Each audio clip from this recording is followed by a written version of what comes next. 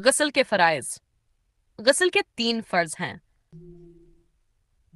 कली करना, मिना के अंदर हर हिस्से तक पानी पहुंचाना फ़र्ज़ है, यानी गरारा करना ताकि कोई हिस्सा खुश्क ना रहे। नाक में पानी डालना, नाक की नरम हड्डी तक पानी पहुंचाना फ़र्ज़ है। पूरे जिस्म पर पानी बहाना, पूरे जिस्म पर इस तरह पानी डालना कि जिस्म का कोई हिस्सा खुश्क ना रहे। बाल बराबर जगह भी खुश्क ना रहे, बालों की जड़ों तक पानी पहुंच जाए। अगर इन 3 में से कोई एक भी रह जाए तो गस्ल मुकम्मल नहीं होगा। गस्ल की सुन्नतें फ़िक़्हा के बयान में मामूली फ़र्क हो सकता है। आमतौर पर गस्ल की नायत से इर से सुन्नतें बयान की जाती हैं।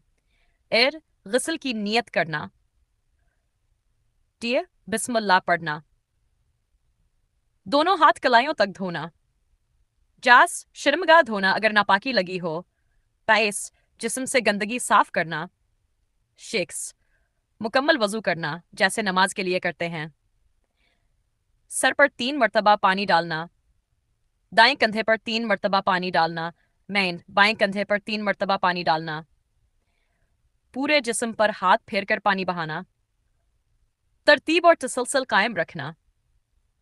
गस्ल का मसनून तरीका। नियत करें कि मैं पाकी हासिल करने के लिए गस्ल कर रहा हूं। बिस्मिल्लाह पढ़ें। दोनों हाथ धोएं। पौच अगर जिस्म पर नापाकी हो तो इसे साफ करें। मुकम्मल वजू करें। सर पर 3 मरतबा पानी डालें, दाएं कंधे पर 3 बार पानी डालें और बाएं कंधे पर 3 बार पानी डालें में फिर पूरे जिस्म पर पानी बहा लें, इस तरह के कोई हिस्सा खुश्क न रहे। किन हालात में गस्ल फर्ज होता है? गस्ल इन सूरतों में फर्ज होता है: इन एहतलाम, नींद में इंजाल हमबस्तरी के बाद, हैज खत्म होने पर, नफास खत्म होने पर।